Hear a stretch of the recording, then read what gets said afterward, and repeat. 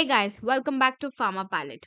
Today we are going to cover a very important exam question, which is the synovial joint and its structure.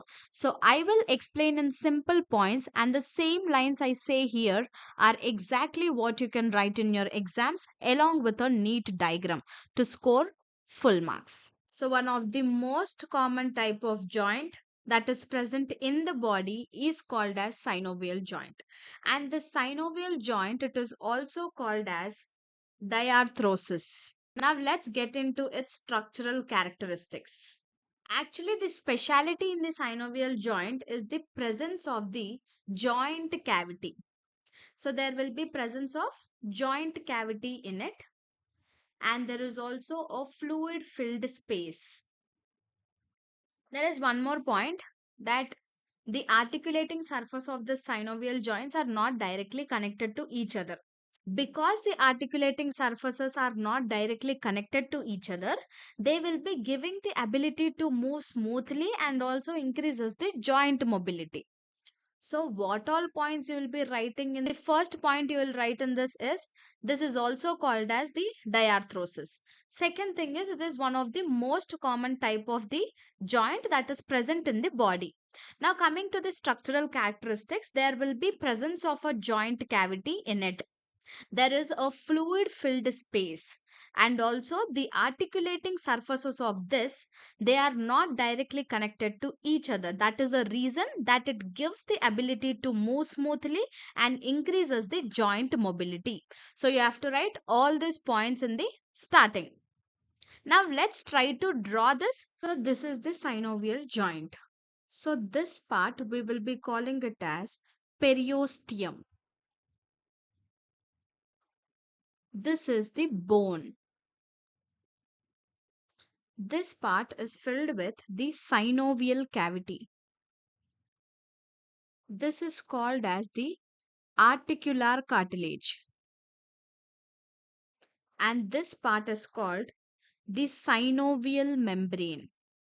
This entire thing is called as a capsule. So this is the complete diagram with labeling.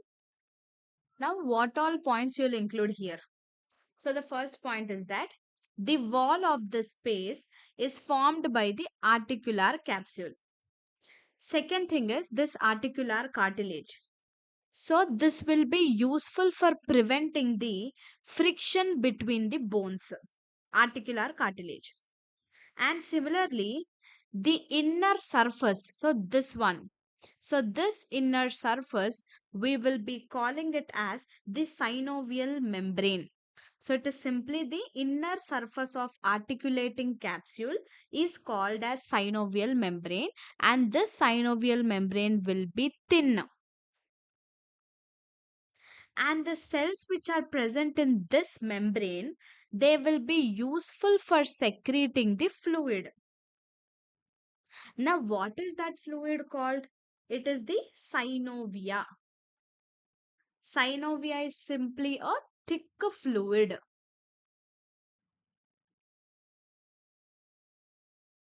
So this will be useful for providing the lubrication, and it is useful for reducing the friction.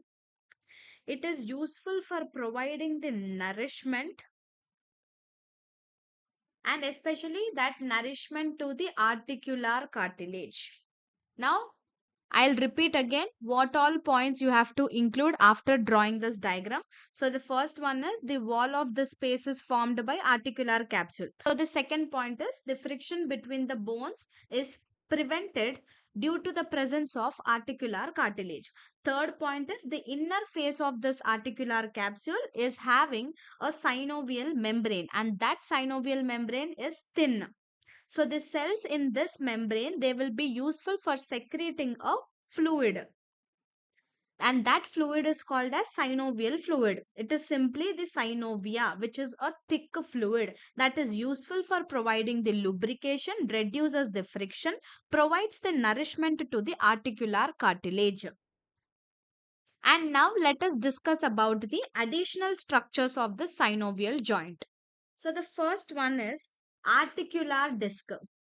So articular disc is simply a fibrocartilage pads that do not have any blood vessels. Second one is articular fat pads.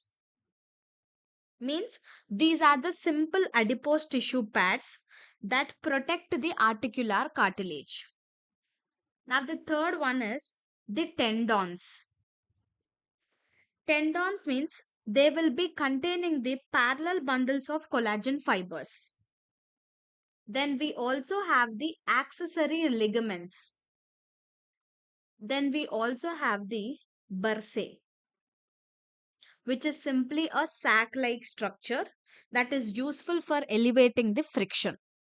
So that's all about the synovial joints and their structure.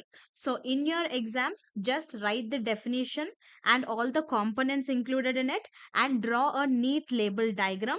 If you include all these points exactly as discussed, you can easily score full marks. So thanks for watching and don't forget to like, share and subscribe for more such exam focused videos.